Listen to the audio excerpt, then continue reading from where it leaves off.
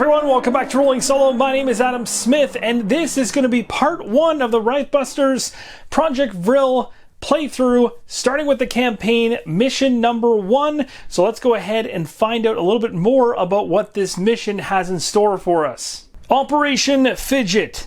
Intel gathered from Enigma decrypts confirms the existence of Operation Lebenskraft deep beneath Castle Wewelsburg. The details are still scarce, but all information points towards the existence of a new super weapon being developed that can turn the tide of the war. Your mission is to infiltrate Castle Wewelsburg and bring back evidence of this Projekt Vril. Exercise extreme caution. The Allies have already lost one team out there, and time is running out. As you can see right here on camera, the mission objective is a hero must escape the castle with the dossier objective item before the alarm triggers. So in this particular scenario, there won't be any post-alarm action, as this simply focuses on everything leading up to the alarm going off. If the alarm happens to go off, we fail the mission. We're trying to do this as silently as possible. And that is, first, go after this dossier right here. Once our squad has secured the dossier, we need to take it to the exit and get out safely. As I mentioned in the prior setup video, at the start of this campaign, only Sarge, Claudine, Quentin, and Red Hawk are available. We've set all 4 of them up at the entrance as part of our squad, and other heroes will be made available later in the campaign. So just before we head into gameplay, I want to talk quickly about this reference card. Very handy one indeed, as it talks about the game flow. You'll notice that at the very top here it says hero turn and not hero turns. No, the entire squad won't be able to activate all in a row, one after the other, before the enemies go. How this game works is a hero will go, and then after that hero goes, the enemies will go, and it'll go back and forth like this until all 4 or however many are in your squad activate, and then you'll go ahead down to the end of round section at the bottom of the card. Now, there's 2 different ways that this can go. First off, if you're playing most missions, you're always starting in a pre-alarm state, which is like this. So for instance, mission number 1, it's before the alarm's gone off, and that means you have the upper hand. You're going in silently, and basically it allows you lots of strategy because you can choose which heroes from your squad activate in whichever order you want. So I could choose to have Sarge, for instance, go first, and that is a choice I can actually make. Once Sarge is done, then we check the enemy turn and head into that, and then back to the hero's turn. So again, you'll go through all 4 of these, and then once all 4 of them have been selected, whichever heroes you want in whatever order, then we go to the end of round phase. Again, enemy turn at the end of each of those hero turns. Now, things change drastically when this tracker eventually gets to the end. However, things are different with mission number 1. In mission number 1, if we hit the end and the alarm goes off, we just flat out lose. We can't do this and go any further along if the alarm goes off. We fail. We got to have that dossier. We got to get out of this bunker without the alarm going off. But subsequent missions in the campaign are going to have another set of tracking going on the opposite side of this alarm, where things are going to get chaotic and you'll still have time to complete your objective. But how things change is, instead of being able to select which of your heroes go in whichever order you choose, it becomes random, which means the panic is ensuing and things are not going to plan, and you're not going to have as much ability to use synergies between your guys or pre-plan things, as it just makes thematic sense. The alarms are off and everyone knows you're there. So just before I go ahead and pick which soldier from the squadron I want to start off the very first round, let's talk about the action decks for each of the heroes. Briefly, in the setup video, I showed you that you want to find the 2 feat cards. You'll know they're feat cards because there's only one thing you can do on them. There's 2 of them for each deck specific to each hero, so they'll be very easy to find. And then you need to draw 2 more cards from the deck after you shuffle them, not knowing what they'll be, and draw them into your hand. So for Sarge, I've got his 2 feat cards. Again, there's only a single thing you can do on each of them. These cards are very powerful, and the coolest thing about these decks is the fact that these basically supplement the normal 2 actions, basic actions that you have on a given hero's turn. These potentially could be free actions. You can see this symbol right here with the card and the arrow on the left. That signifies that that is a free action. So basically, not only do you have 2 basic actions, you also have the ability to start unloading cards at your discretion in order to chain together a pretty epic and heroic turn at certain points in the game. However, there'll be times if you've used all your cards, you may not have many options. But it's a really cool mechanic that adds a lot to just simple action selection. So what we have here is 2 cards. They're both feet, as I mentioned. Let's draw up to the hand size of 4 as we're supposed to have to begin. So this is where you can see the difference. The rest of the action cards here are going to be split into 2 sections. The top is going to have an action section. The bottom is going to have a modifier section. You can choose whether you want to go after the free action in order to do something completely, extra from your 2 basic actions or on top of. Again, there's no limit of free actions that you can take. You could burn as many cards as you want. But the bottom one here is a modifier. So the modifier is going to allow you to basically, in most cases, add dice or a special effect to a certain situation you're trying to overcome. So in this case, you could modify it based on this plus symbol right here by discarding the card. You wouldn't have to roll for any noise to modify, and you gain 2 green dice simply to your roll. So there's different ways to kind of make your turn a little bit more exciting through these cards, which is pretty cool. So Sarge will go ahead and draw the second card, and there's another option, suppressing fire. So for instance, as a free action, he can target the same or an adjacent area, and that area is considered to be suppressed. It's a free action. Pretty awesome. The downside is you'll see this icon on the far right hand side. That is going to involve a lot of noise. I'll talk more about that later on, but that certainly, when you get that symbol there, that one can impact the alarm tracker, that round tracker that we talked about earlier, and can actually speed the game up because you're making noise. And when I say round tracker and alarm tracker, I'm always talking about the same thing, because if things are going smoothly, you're just going round by round up the tracker, but it's also getting to the point of hitting that alarm. However, if you're super noisy, you're losing rounds as it moves faster up the track. Things like this could cause that. Grenades can cause that. And then of course you're losing out on potential time, but it could really help you clearing out a large amount of enemies by hucking a grenade into a room and wiping them all out in one kill. Down below here we've got Red Hawk, so we'll go ahead and draw 2 cards for Red Hawk. These are the options I have. Once you become familiar with these types of cards, you'll see that the iconography is very easy to understand. Again, if you're ever curious about what the question mark is on the white die, so for instance, if I wanted to clear the way, say with Red Hawk, this one says it's a free action, so in addition to my 2 basic actions, I could play this card for the top one, and it's a free one, free action, which is great. I discard it afterwards, that's easy. This one here states that the noise die has a question mark. What that means is you then go ahead and reference the actual noise made on the gun.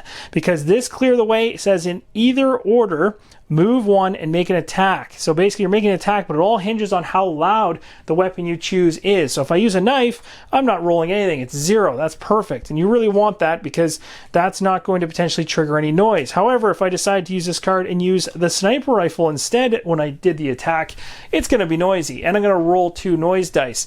The thing to note about noise is when you roll, all it takes to trigger a draw from the noise deck is a single success. It's a very low threshold. So in other words, if you're rolling 0 dice, you're always great. If you're rolling just 1 die, you've got, a couple chances to get some blanks in there, but the majority of these are going to hit for 2 or for 3 or for some other nasty amount, but there's only 1 that's blank. So in most cases, you're going to trigger some noise, and that's the thing you're trying not to do predominantly. So let's see what kind of cards that Claudine is going to have when she grabs her 2.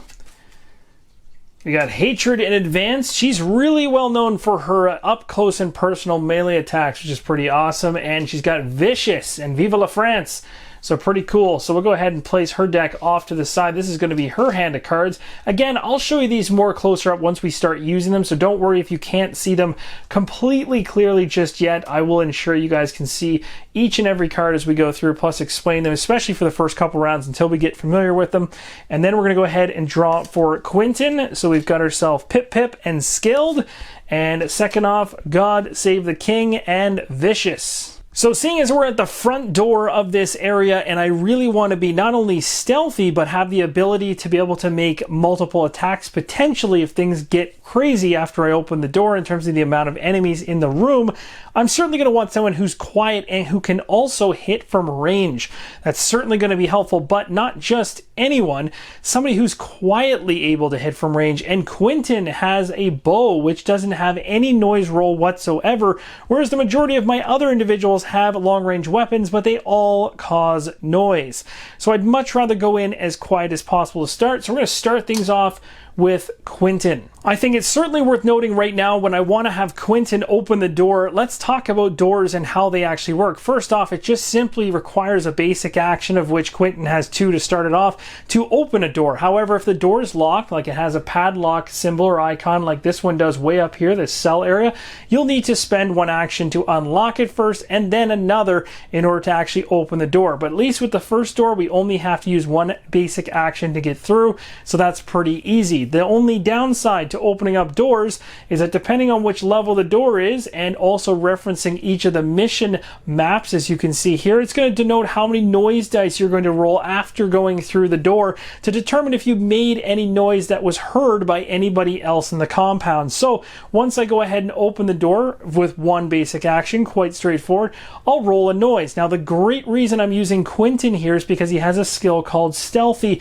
and if you reference this in the back of the rule book, Stealthy basically as a skill allows Quentin to re-roll a noise die, a single noise die, for any non-combat or non-attack rolls that have to do with noise. So this is perfect because he has to roll a die for the door. It's not a combat, so he could re-roll it if I don't like the result. So Quentin is going first, so we'll go ahead and just bump him to the front of the line, and he's going to go ahead, he's going to crack this door wide open. So this door is now completely open. Now just before we go ahead and spawn anything else in this room, technically based on the rules, you're supposed to go ahead and as soon as the heroes can draw line of sight to any of these spawn tokens, you're supposed to immediately draw spawn cards. But technically at the end of an action, like opening a door where there's a noise roll, you're also supposed to roll for noise. So we're going to go ahead and roll for noise first, as it's technically at the end of the opening a door action. So we're going to go ahead and roll 1 die. We're going to hope for a blank result, but remember, I can re-roll this thanks to my skill on him for Stealthy. All right, so we got 1. So again, a 1 on the roll would actually be a pretty low value. The risk here is if I re-roll this, which I could do, I could land this special icon, which actually counts for 2. And what's really nasty about this one is it either, and I get a choice, to trigger abilities, or I have to re-roll another die of the same type. Meaning this would count for 2, I would re-roll another die, and oh my gosh, that starts to explode. Now I'm making 4 noise, things are getting worse, and I continue to roll white dice every single time I get one of those. Not exactly the best. So you can land that sometimes when rolling for noise. It's not going to work out in your favor very well. If I also re-roll this, there's a chance I could get 3 noise or 2 noise. So actually rolling a 1 noise is one of the best of the 3 lower options, really. There's 2 sides with 1 and 1 that's blank. So I got a result I'm actually pretty happy about. And even though it triggers noise and I have to pull a card for it, I don't want to risk re-rolling this because I only get 1 re-roll. So I'm not going to bother using his skill. It might have been useful if I got a nastier one. So now we're going to go to the noise deck. We're going to draw a card and find out what happens. So on this particular card, it says Catastrophe. Add 3 white dice to your total. That is absolutely a catastrophe, but thankfully I still have that reroll. So this is going to get exponentially worse for me. You also notice on this card there is a threshold of 8, meaning if my noise gets up to the 8 threshold in the end of all this, I tip into the second part of this card. Pretty bad, and you can see there things could get pretty ugly. So this is a really nasty one to get rid off the top. So we already have 1 going in. I'm rolling 3 dice right now, and one thing to be aware of is that the special icon for the star can't be re-rolled. So I can't re-roll one of those, of course, to try and take it away. That is a pretty nasty roll. So I ended up getting 7. Now technically, this is a threshold of 8. It's actually a fantastic example. But remember, I already had 1 from before. So that 1, I'll bring back into the picture, brings me up to 8. This would normally trigger the alert of enemy units immediately attacking. If they cannot attack, they move. This is not an activation. Now, technically right now, this would be a great time to trigger this. There's no point in even me re-rolling, and I don't have to worry about much because there's no enemies on the board. This is actually a fantastic card to burn at the beginning of the game, because if there was enemy miniatures on the board, this would cause them to go crazy on me. But because there isn't currently, I'm safe. So what's going to happen right now is I could choose to re-roll this for fun. Basically, I choose to re-roll this and hope I don't get the thing. There you go. I got a little less. So the threshold wasn't hit. And the reason I re-rolled that is because of my skill. I didn't need to do it though, but want to let you know that I had the possibility to do so. So there you go. We covered that one pretty simply, but I can guarantee you it's not going to be that easy going forward. So that covers the noise roll, and now because we can draw line of sight straight to this spawn token behind the door, we need to draw a spawn card. So let's find out what we got from the spawn deck. This hopefully isn't going to be too bad. Now this is actually pretty straightforward. Really like how this is actually done. But right at the top here you can see if it's a green token, you just simply follow the green area. It says the letters in which need to spawn and how many of them, and again it all relates back to your mission card because every miniature has a letter. So in this case we have 2 B's, which means 2 soldiers are coming out, and an I. We actually have a scientist right at the front entrance here, which is pretty wild. So what's interesting to note here is that the door was cracked open. We did it silently, and actually technically we did it really, really loudly, even though the actual condition of the noise card didn't actually take effect on us. But still, whenever you can draw line of sight from the enemy to your heroes, as soon as they see you, which they can technically see us right now, they are said to be known to be aware. And so when that happens, you take a token and it actually works for everyone in the room. Now, the one question you might be having is how come this one here is not spawning? That's because we can't draw a line of sight to it yet. It has to be a straight line. And so if this spawn tile to begin was more centered in the middle, then both of these longer columns here that are divided by this line right here would both spawn. But in this case, we're on the left hand side, so this side doesn't know we're here yet, although very soon they will. As soon as we move into this room for any types of attacks or anything to deal with them, this side is going to spawn instantly, which is going to be a lot of fun. So this actually works out in a way. We have a scientist in here, 2 soldiers. We should grab the unit cards and go over what these particular individuals can do. Here is the soldier's unit card. It's really important that we focus on these skills in the middle first. Later on, we'll be talking more about these ones up top in terms of what kind of attacks come at us versus the damage we need to do to that individual to take it down. But for now, let's focus on the skills. Bodyguard, dug in, and guard. Where do they come from? You can reference them right off the mission card for soldier. It says right here, bodyguard, dug in, and guard, just to ensure that you've got the right one, as well as checking the bottom left-hand corner that says campaign mission number 1 in the gray area. You know you got the right unit card. So bodyguard here says heroes are unable to target officers or Vrilmeisters while a bodyguard unit is in the same area. Additionally, this unit gains +1 attack when on the same tile as an officer or a Vrilmeister. The good news is neither of those are in place in terms of other additional units on the board with this soldier, so that's not going to happen. Dug in says this unit gains +1 defense while at a guard point. A guard point is talking about a specific token in the game that shows a soldier in a guard position, standing straight up and down with a gun straight up and down. There is none here, so doesn't gain dug in. Guard at the very bottom says if this unit begins its activation in an area with a guard point, count how many guard units are in that area. If there are fewer than 5 in total, the unit will remain in the area. So again, not going to trigger. So thankfully these are just regular soldiers. We can just go after them without any of their skills actually causing us grief. You'll also note though this little icon on the bottom right here of the soldier card, what that means specifically is if you happen to roll a special on your attack die, like this for instance, you can go ahead and actually have a loot drop land in that space, which you can then pick up and add to your character. Here is the scientist unit card. You can see again over here, we've got the correct one. Coward and enhance are the 2 skills. And you'll also notice that the loot icon's different than the loot icon up here above for the soldier. So different type of loot. This is why the scientist is really cool. And to be totally honest, with my original training sessions of this mission, I never ran into a scientist. So this is the first time I'm actually seeing one on the board, and it's ironic, it happened literally on the very first pull from the spawn deck, so pretty cool. So what does a scientist do? Well, a scientist is a coward. It says this unit will not move into the same area as a hero, so it's not trying to find a fight, and will move out of an area containing a hero during the action stations phase, which is during the enemy turn, so don't have to worry about that right now if possible. Coward takes precedence over guard. Don't have to worry about that either. Enhanced down below says zombies and experiments gain +1 attack while in this unit's tile. So the scientists are kind of bolstering those units. Again, not going to apply here. So pretty clean cut. We're just going after both of these without any skill that we have to worry about. Now this is worth mentioning. On the hero turn, you'll notice beside move and attack, you can only do these once per turn. This is really important because you have 2 basic actions. So in other words, you're not going to be able to have turns where you just sit still and have 2 basic attack actions happen back to back. That's where you're going to have to do, say for instance, an attack, something else, and then at any point in time during that, in the middle, between, before, after, you can be playing cards, action cards from your deck in order to gain those additional attacks for a unit to make enough of an attack to wipe out units in an area. Another thing to note too is you can get heroic points in the game. You gain those by literally wiping out an entire room worth of enemies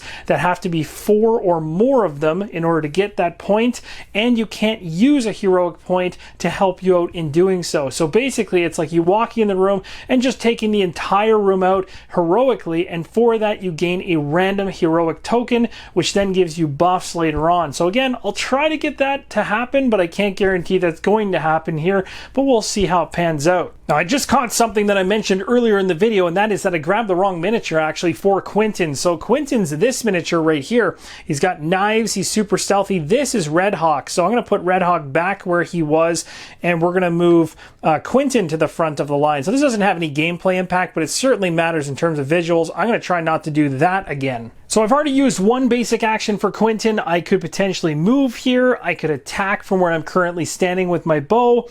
I could search. I could ready some equipment. I can draw 2 cards. That's a really important one. So you can draw more cards in your hand. There's no card limit in order to give yourself more options later on. That's super important because remember, as long as you're using cards here that have this symbol right here, these are free actions. I could potentially use all 3 of these on 1 turn and have a crazy turn, but it just means I don't have many options later on, and I have to use actions or burn basic actions to bring my hand back up, or at least wait for the rounds to go by to be able to draw back up a little bit faster. We'll talk more about the end of round and how you can draw a card back up then. This symbol right here is an instant action, so it will literally note that you can play after you draw a wound card. So this is one of those situations where you play it in the moment based on a triggering condition. So here again, I've got options. It's really cool because yes, I could make my second basic action could be to simply take Quentin and have him do a bow attack against one of these guys. That sounds good. But then I'm done, and then I'm kind of looking at these cards trying to figure out how else I can deal with the enemies in that room. Because remember, the enemies are going to get to go right after I'm done my turn. So I don't really want any of them in that room to survive. So I'm kind of thinking Reign of Death right after the start might be the right decision, because I can make a lethal ranged attack on 3 enemy units. There's 3 enemy units in that room, plus I get an additional black die, which says +1 black die there, and I'm not rolling for any noise, which is pretty awesome. So Quentin's going to be making a lethal ranged attack. We'll check to see what the keyword lethal means, which is why it's bold. It might give us an advantage here during the attack. Plus, you can see we're choosing to use the bow, so I have a range up to 3. And for range attacks, it has to be something adjacent to. You can't actually target somebody in your space with a ranged attack, unless, of course, you happen to have a particular skill called versatile. If you have that on your weapon, you can use a ranged weapon in your same space. So something like a pistol that the Sarge is carrying can be used in the same space. Otherwise, you're kind of forced to use knives and close combat weapons. So here, this is a great one. Again, it won't have me having any dice rolls for noise, which is great. And I get 2 black dice. So really going into these attacks, all 3 of them, which I get to do against each unit, I'm going to be rolling 3 black dice for each of them, which is pretty awesome. So what lethal allows you to do is you can re-roll, and you may re-roll each blank black die or an and red die result once when making an attack test. So essentially, if I rolled my dice and I actually landed the results you're seeing right now, I have 2 blanks. I could literally re-roll those because I have the keyword lethal. That's pretty amazing. That could really ramp up the amount of damage I'm doing.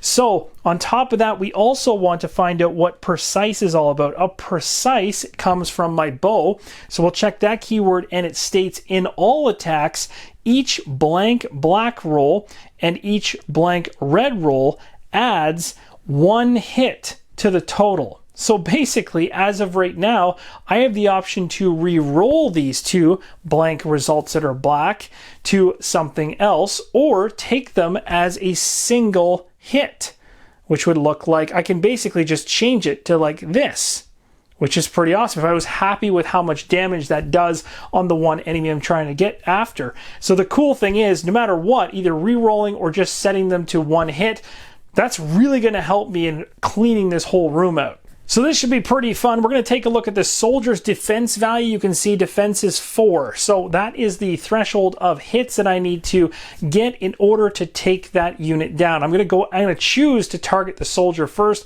I'll pick this one right here. He's got his back to me. So Quentin right here is going to make a roll. We'll see if we get enough on these dice to make it happen. I got a pretty good feeling it's going to work. And remember, if we get those special icons on the die, he's going to drop loot, which is pretty fantastic. Hopefully that pans out for us. Wow, that is a really bad roll, but thankfully, remember, I could take this as 3 pips because I can change these 2 blanks to 1s each. But this is a perfect example of not wanting to do that because that would only give me a total of 3, and I need 4 to take out the soldier here. So we want to re-roll both of those dice. And technically, we can re-roll them together or one at a time because the actual rule for that particular lethal ability states in the book that you may re-roll each blank result once when making an attack test. So I could, to be safe, leave one as blank because I know it's guaranteed to be a 1, roll this one and see how it goes, and then if I need to, roll the other one. Look at that. I got exactly what I wanted. So 1, 2, 3, 4, and if this is a single 1, that works. Now, the only thing I want to do is I want to milk the chance of potentially getting a loot drop. So it's worth it to me now, knowing that I have a total of 4 here to kill the soldier, to re-roll this one because, hey, if I land this special symbol right here, I'm going to get a loot drop that's something I could potentially pick up. So let's see if it works out for us. Ah, it didn't. Okay, but it got tons of damage anyway, so this particular unit has completely been killed off by the bow strike. So no loot drop there, unfortunately. Now let's try to go after the scientist in the hallway. We're also going to thematically stay, and I kind of put this guy in the corner. Then he essentially moves out, wondering why his buddy has been killed. So now he's kind of in the middle there. But we're going to go ahead and say, you know what? We're going to try to take the scientists out first, because I can choose whichever order of these guys I want to take them out. So I'm going to go ahead and let's go scientist first. The scientist only has 2. So this is going to be relatively easy to make work. Even if I roll 3 blanks, I'm fine. Oh, look at that. We got the loot drop. That's perfect. So we got the 2, plus technically this special counts for 2. So this is actually a total of 4. And because we got the special, we also get the loot drop, and it's a special loot drop. It's a Vril token. So we go to the top of the token deck and drop this token in its space. We can potentially pick that up later on, which is pretty cool. So now we're going to go after this last individual right here. This is a crazy rain of death that Quentin is bringing on these guys. Let's see how this turns out. Oh, another one. It just rolled over to a special. Again, it's only 1 in 6, but it's so much fun when this happens. The other thing to remember, too, is technically every single time you roll one of these, not only are you triggering loot drops, but you also are forced into either triggering an effect or an additional die roll. So technically on the last roll, when I landed a special, I should have gone ahead and rolled another black die. Didn't need to, though, but I also didn't mention that to you guys. But that's cool because you have that exploding dice mechanic going on. So really what happens here is I've got 1, 2, 3, and you know, based on all my skills that I have available to me, this is a 4, but I still technically have to go ahead and re-roll again, whether I want to or not. And the reason you have to re-roll those whether you want to or not is because there are times when you're going to land those on a noise die and you're going to be forced to re-roll those. To continue to explode them, which could be really bad for you. So it's got pros and cons depending on what type of dice you're rolling. So again, here I'm happy. I could re-roll the blank, but I've already got a special, which already guarantees it's going to be a loot drop. I've already got this able to be turned and changed to a 1 pip, which is 2, 3, 4, and 5, which is actually 1 higher than what we need anyway. So beyond what we need, we've killed off this soldier. So that Reign of Death card was known as a feat card. That's why that was so powerful. You might be wondering, wow, you made short work out of that rune. Doesn't seem like a tough game. Well, that's because I just used one of Quentin's most powerful cards. So that certainly worked out pretty good. A loot drop has been dropped, and you can see this one's specific to the unit card that mentions this is a normal loot that dropped. This one's the Vril loot, which is really cool because only the scientist has that one. So we'll take this awareness token away as there's nobody else in the area yet, and we're technically still behind the door, so the other spawn points aren't going to trigger. We'll also remove the unit cards as there's no one else in that room and see if Quentin wants to do anything else. Now everything inside me wants to push Quentin in with his last basic action into that room and see whether or not what is going to come out of that other spawn token, because as soon as we move from here to here with the last basic action that he has, this is going to go ahead and spawn, and who knows what'll show up there. The downside of that is it could be a whole bunch of enemies. Quentin's done his turn and maybe he doesn't have the cards he needs in order to make some attacks to do enough damage to deal with however many enemies show up there, and actually cause him a lot of grief. Looking at the cards he has left in his hand, he has the ability to move to and make an accurate ranged attack against one enemy. So he basically can go ahead and attack one with one card, or he could move and attack with another card, or he could just boost basically with the other card. So he doesn't have any big crazy combo attacks like he just did a few seconds ago left. So if there was any more than one enemy in that space, it could cause him grief when the enemy goes next. So I'm going to decide to actually keep him right where he is, and instead we're going to go ahead and draw 2 cards to add to his hand. Again, there's no hand limit, so it's always great to grab more cards because it gives you more options. So we got 1 card here, and this will be the second card that Quentin picks up. So now he's got a couple extra cards that he has at his disposal, and that essentially is going to end Quentin's turn.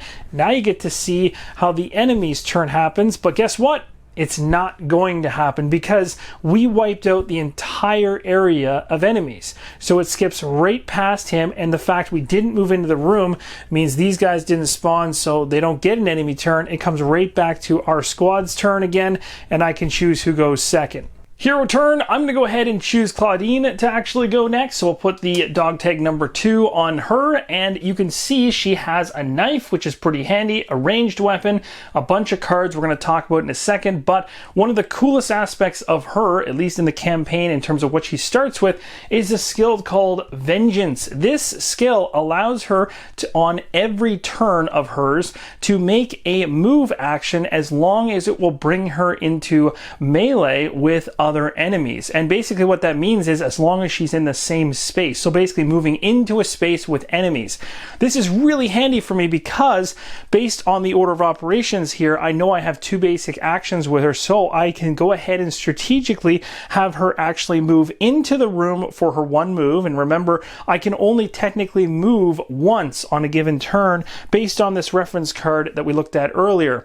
And now I could do 1 attack, or I could do another basic action. But remember, as soon as I move into that room, now this spawn token can draw a line of sight to a hero, so I immediately have to resolve the spawn token. The reason I'm talking about Vengeance is that it's going to be really handy because whatever spawns in here, the Vengeance skill is going to trigger, or I can use it to my advantage to move her into the space with enemies, and then she can do what she does best, which is hand-to-hand combat, hopefully silently, against whatever ends up spawning there. So let's go ahead and resolve the spawn token. So she's entered the room, a spawn card is pulled, and we've got a B and a C. Going over to the mission card to determine what that is, you'll see right here that a B and a C is soldier. So basically 2 soldiers are coming out.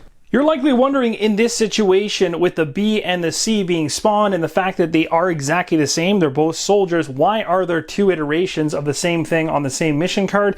It's simply just to allow for spawning of more of that particular miniature.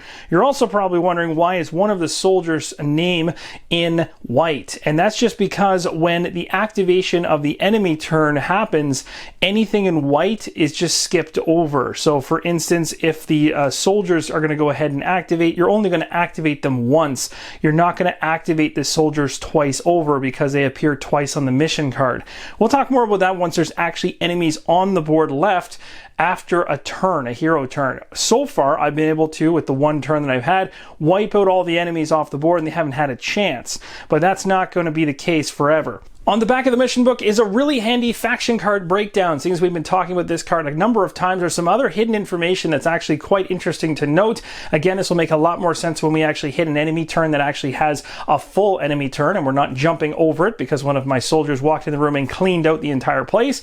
But just right now, I want to reference the fact that there's some hidden information in terms of even the coloring of the background on each of the rows. You'll notice some of them are green, like these two up here, and the third one here is black, black, black, then a green one, then black, and so on all the way down. What does that actually mean? Well, things like this. The unit background determines the primary attack type of the unit, whether it's a ranged attack against you or a melee attack. Simple stuff like that and understanding those types of things on the cards are certainly going to help you in going ahead with the flow of the game.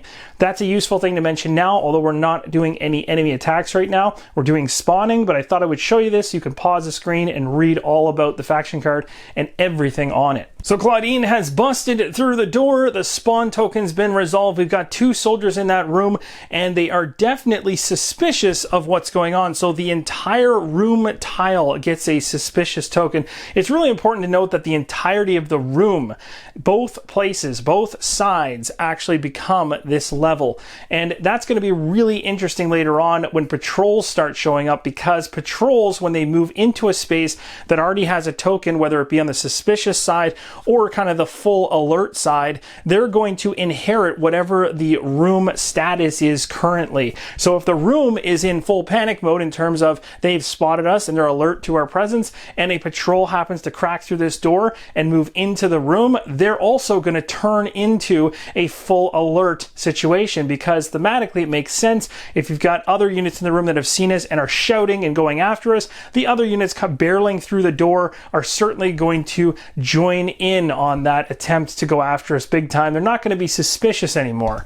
So just remember that this token represents the entirety of the room tile, or if you're even in a corridor, which are those smaller kind of tiles leading into the bigger rooms. So with that all said, we're now going to go ahead and finish off Claudine's turn. So she has used 1 move action. She can only do that once per turn. However, I do have the Vengeance skill. I'm definitely going to use that right now to get into, or allow myself to take an additional move, which is the only way I think anyone can actually do this without burning cards. So she has a really cool ability with this Vengeance to move into this space, because now when she's in a space with enemies, all the enemies are considered to be basically in melee with her. She's basically combatively fighting all of them, which is another thing to note, that once you move into a space with enemies, you can't, if I happen to have any other movement, move out of it like so to a space that doesn't have enemies. Can't do that. I'm locked into a melee scuffle, so I'm stuck in what's going on in this room. However, if there happened to be an enemy over here, and I happen to be in this space, say at the start of my turn, and I wanted to make a move action, I could move from a space with an enemy to another space with an enemy. That is allowed, but you can't actually break melee and move to an empty space to just run away from your problems. So in this case, I've moved in, I used the skill, so that's great. That was free, get me in there. Now I gotta use an attack to try to take these things down. So I could use a basic attack.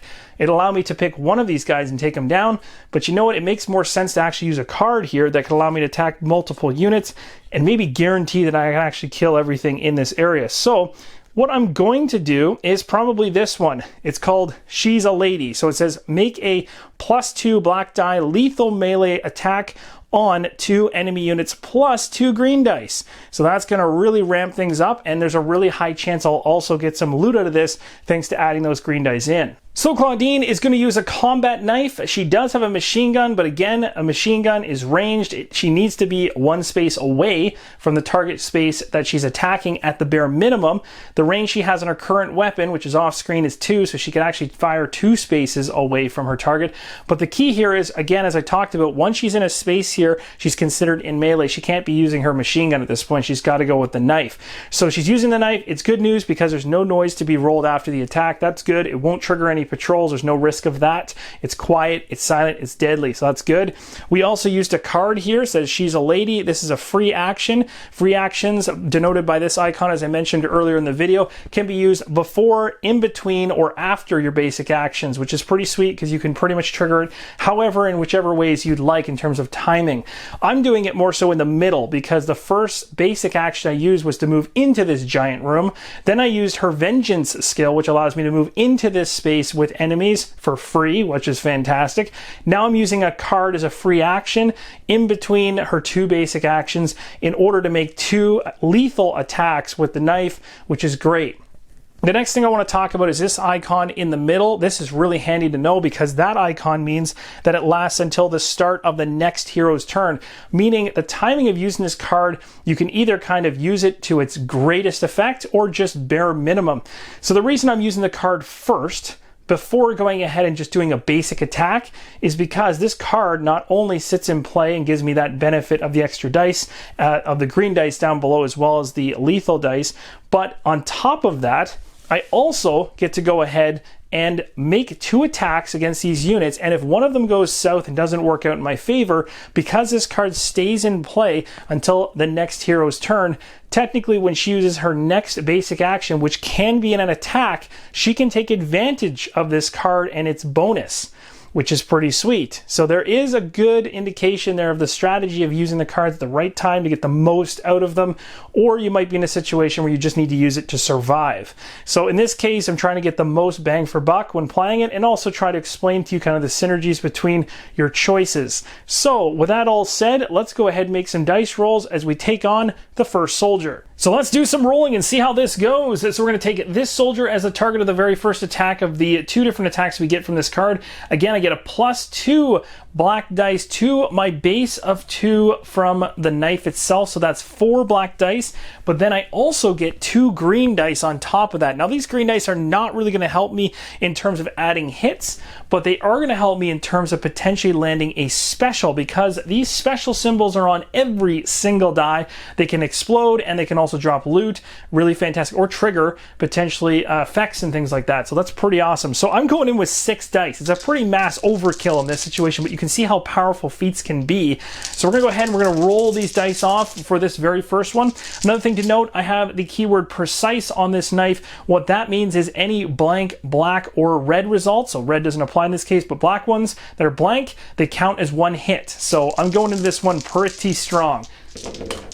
All right, so we got ourselves, again, the defensive dice here didn't end up giving us any special, so it didn't help at all. Don't add to hits, but this worked out pretty nice. I got way more than enough. This is actually going to explode, and this technically counts as a hit as well. This is like mass overkill.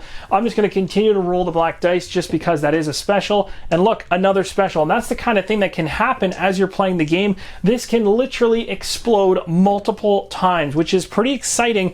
You could see in a raid situation type game, you're going up against a really big enemy. That type of exploding dice mechanics always been fun. Love that from games like Arcadia Quest and things like that.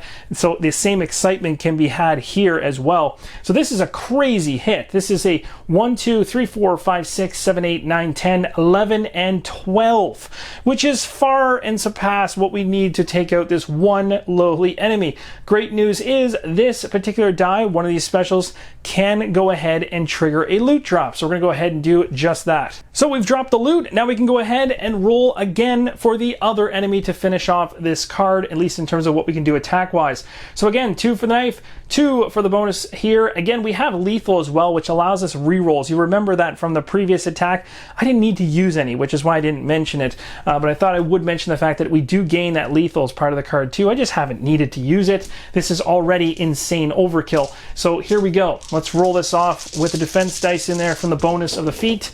And we got nothing here on the greens, but we did again go crazy and get more than enough to take this thing down. So that is enough. Plus it will drop loot. So we're getting loot drops all over the place. So that's going to end off Claudine's turn. Something else to note, when I mentioned earlier about this symbol here and this card staying in play and gaining the abilities on this card, what I specifically was referring to was the fact that after I go ahead and make a +2 lethal melee attack on 2 enemy units like I did, I don't get to do this again within my turn. What I do gain though for the rest of my round here with her, based on this icon right here, is the bottom thing here, the +2 defense dice. So if I happen to be doing anything that involves defense, which could actually help me to buff myself during an enemy turn prior to the next hero turn, that's what's really key here. It's actually making her not only stronger in the turn she's taking, but also taking up some defense when she's surrounded by enemies. So not the best time necessarily to use this card, and I did kind of misinterpret it earlier when I mentioned she could use it for another attack, but she technically could use it for another attack because this +2 die right here at the bottom is generic. So it could add into a basic attack to help her get a special. So it wasn't wrong, but it's not the primary reason you'd want to use that. You'd probably want to use that in a situation where you've got a lot of enemies left after your turn and you know you're going to be taking some serious heat. So there's kind of two ways to use that one, which is pretty cool. So again, we've got loot in this room. She's got one basic action left to spend. One thing to clean up from that combat is the fact there's no more awareness token in this room anymore because there's no more enemies. Nothing is aware of anything. So we're back to kind of a calm state. There's 3 states in the game. You have kind of the state where there is no state, which is nothing. Everything is calm. Then you have the state you have seen before where everyone is suspicious in the room, or you have the full-on alert. Everyone is fully alert of your presence. So those are the 3. So again, I have to decide right now which of these loots with my last basic action I'd like to pick up. I don't have to. I could take some cards. I could do anything else. I can't move. That's the only thing I can't do. But there's other things I could do, like trade if someone happened to be in my space. There's a number of different things that I could try. But here, there's a lot of loot. I got to take advantage of that. So what I'm going to do is I'm going to go after this loot box right here. So before I actually flip it over, there is a token, or the token itself has a noise die representation on it of 2. So if I go through the crate, it makes a lot of noise. If I go after the soldiers loot, it's only a single die, so much less noise. I want to go after the crate to see what kind of crazy good stuff we could get in there, so I'm going to risk it. We're going to roll 2 white dice. I don't have any way to mitigate this whatsoever with her skills, so I just got to take it as it lands. So let's see how this pans out. I really hope this doesn't trigger a big-time patrol. Oh my gosh, that was a lot of noise. So apparently going through that crate created an insane amount of noise. We triggered a 5, so that is more than the 1 threshold to pull a card. So we'll definitely be pulling a card right now and crossing our fingers we don't hit the middle threshold of that card. And oh my gosh, we did. And the funny thing was, ooh, actually this might save us. Wasted time says to re-roll 1 noise die. I'm definitely going to choose to re-roll this one right here. This can actually work in my favor and stop this threshold 5 from triggering. So here's hoping. 2, it worked perfectly. So I am safe. It doesn't go down to the next one. So we did waste some time, but nothing else triggered. Otherwise, an enemy patrol would have appeared. That could have gotten really, really bad. So thankfully, it was worth the risk. We actually gain this item that Claudine has found, and check it out. She's got herself some defense. So we come over to her dashboard and simply take this item we've acquired and slot it into one of the 4 available slots on her board. Now, when we roll for defense, we have an additional green die. That's pretty awesome. I'd say we're off to a pretty good start right now because remember, now we move into an enemy turn, but there's no enemies. So we go right back to our turn. And beginning of a hero's turn is when this particular card will now go away into the discard pile for her. It is no longer there to help her out, but that's okay. We didn't need it anyway. So now I have to decide which other hero is going to go next. I'm going to choose to go ahead and activate Red Hawk. She is ready to go. She's got her sniper rifle, and we're going to move her in. So we're going to move in for 1, and with my other basic action, yes, I could go right for the door and push our way through. We got some interesting loot here. Might as well grab what we can while things are nice and quiet. So we'll put her over here as she's going to be ready to go through, or at least provide cover. Again, remember, being that she has a sniper rifle, she's got great range and great attacks from distance. So I want her eventually, when whoever goes through this door, which will likely be Sarge or somebody else, she'll give great cover in the future, is my hope. So which of these two do I want to go for? The Vril loot or the regular loot? Each of them has a noise die of 1. You know what? She's in there first. Let's go ahead and try for the Vril loot, see what we get. So we're going to roll 1 noise die, cross our fingers. If it's blank, we rolled perfectly. Nope, we still triggered some sound. Enough sound to pull from the deck, but a very low level, so that's pretty good. Let's see what we got. This one says snafu, no effect. Perfect. So we got 1 and it didn't go past the threshold, so nothing else happens. Otherwise, it would have made the nearest non-suspicious room suspicious. So basically, the next nearest room that actually would be a room, it wouldn't be over here because there's no door. This is a straight wall. This room would become suspicious before we've even gone into it, which is pretty aggressive because it can turn to alert like the second the door cracks open, which is a little scary. So we got past that easily, made some noise, but not enough to stir up any patrols or any issues. Now we can flip this token over and see what we got. Now this is pretty awesome, but this crate works perfectly for this individual because this crate is actually considered armor-piercing rounds, and this has an AP rate on the crate. There's no noise, of course, and it says right here on the top left that you discard it after use. That's what that icon is for. It's very small, but it's very similar to the ones you see on the action cards where you use it and then discard it. But basically, I can choose a ranged attack and then turn that attack from just a regular ranged attack to an armor-piercing ranged attack. So what does that mean? Attacks with armor-piercing may damage an armored target, obviously. Against a non-armored target, an armor-piercing attack will inflict 2 wounds. Remember, most enemies have 1 wound, so this allows me to really go after someone that's heavily armored. In this particular mission, I doubt we'll see something like that, but in other missions, I could see that being super valuable. So we'll go ahead, take this, and put this in Red Hawk's inventory. So again, we come to the end of a hero's turn, and the enemy turn starts, but there's no enemies in play. So again, we're doing really well at keeping things nice and quiet, as well as gathering some loot along the way and not triggering any noise from it. So we're being very stealthy so far. And last but not least, we're going to go ahead and have Sarge go last, which is kind of ironic because you'd think Sarge would be leading the charge, but in this particular case, I found that the skills of the other units actually worked better. I think Sarge is going to come in handy when things start getting real sketchy. So obviously Sarge wants to get in there and probably pick up some loot as well, so we're going to have him bust straight through the door and head right to this loot token right here. We'll make a noise roll and see if things go in his favor. Hopefully it's blank. That would be nice. No, it's 2 this time, a little higher, so made a little bit more noise rummaging around in there. So what kind of noise card do we get this time? This one says, oops, discard 1 card. Well, that's unfortunate. So basically, he is going to lose 1 card from his hand, and he currently has a hand of 4, but we're not going to hit that threshold, so that's nice. And you can see down below, the threshold would have things like, alert enemy units, immediately attack. If they cannot attack, they move. This is not an activation. So again, right now we're safe because nothing's on the board in terms of being able to move, but later those types of thresholds can really get to you. So we've got 4 cards for Sarge, and I have to decide which one I want to discard. So as a result of the noise, I'm going to have Sarge discard this card here. Honestly, all these cards are great, really hard to choose, but 2 feats that I have in my hand I want to keep. So I have 2 other cards. This is the one that I think is the weaker of the 2, but honestly, I could see things going either way, but I got to make a decision. So this is the one that's going to get discarded for Sarge, and we've resolved that noise roll. Now we can go ahead, flip this token over, and see what kind of normal loot I've gotten. Oh, that looks to be a grenade. So a grenade can target an adjacent area, obviously. You don't want to be throwing a grenade in the same spot that you're standing in. That would not be wise.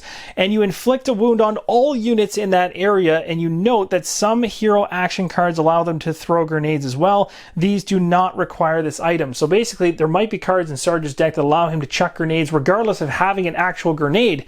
So again, you could potentially throw multiple grenades in some situations, but remember, you've got these symbols on the tokens themselves. This one right up here top left, similar as the one we picked up here earlier on for our ranged individual Red Hawk. It's a discardable item. Of course, once you throw a grenade, it's gone. You don't get to keep it for later. That's what that top left icon's for. The bottom right icon is a red symbol, and these are considered booms. So we talked about this earlier on, but I want to go into this a little bit more. Basically, a boom is a pre-alarm, and basically it's when one of these is triggered, of course, by an explosion from a grenade. The mission trackers immediately advance 2 rounds. If the mission tracker reaches the end of the pre-alarm section, the alarm triggers. So you only want to use grenades when you know you need them, meaning you're overrun. There's situations you know where you're going to be grinding through to get through. Maybe there's 8 enemies in a room or something crazy and time is running out. But remember, the round tracker is not only your time, it's also the distance between safety and the alarm sounding, essentially. So when you use a grenade thematically, it's going to get closer to the alarm sounding as people are starting to be more alert to your presence. They're wondering why the heck the compound is shaking in certain areas, and their attention is drawn there, hence patrols, hence alarms, and all that fun stuff. So got to keep that in mind. If you ever see this red icon in the bottom right, that is considered a boom. It will advance the track by 2 full steps if you decide to use it. So Sarge's turn is all done. 2 basic actions complete. I don't want to play any action cards from my hand. I want to keep them for a more opportune moment.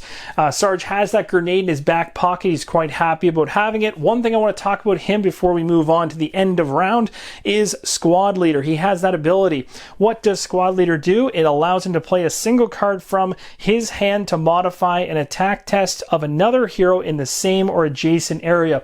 Another thing I want to make mention of that hasn't happened yet, because there hasn't been heroes in the same space when actually making attacks yet.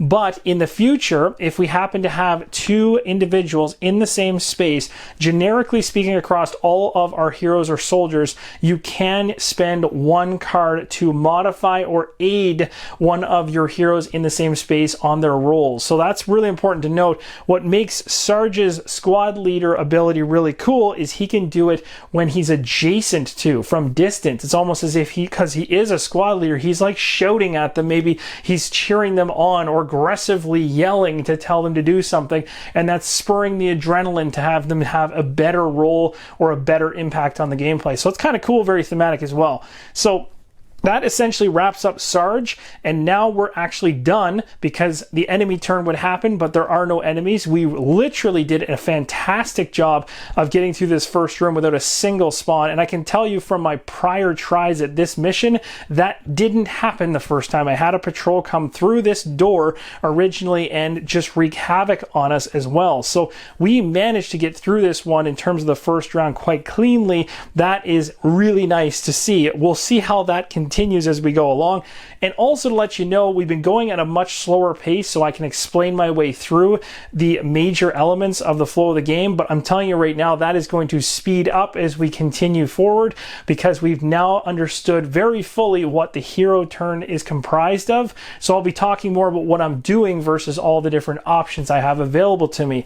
The one thing we will focus on going into a future round is when we hit that enemy turn, we still need to talk about what all happens during that turn because, well, I got to stop being extremely efficient at wiping out rooms. And speaking of wiping out rooms, there's something else that's extremely important to note, something I actually missed doing but doesn't have any impact on gameplay, is you put a clear token in the space of the room representing the entirety of the room or corridor when there's no more enemies present in that room. So Claudine would actually get credit for that as she took out the last enemies in that room. So at the end of a hero's turn, if there's no more enemies in that room or corridor, then they can go ahead and drop this all clear token. So what does that mean? It essentially means they have cleared out the room, established a presence there, and they know for a fact no enemies can kind of come from behind through a door, for instance, at them. Everything has to come from closed doors towards them. So they've cleared out the room essentially, which is pretty cool. So you're going to want to make note of that as you go along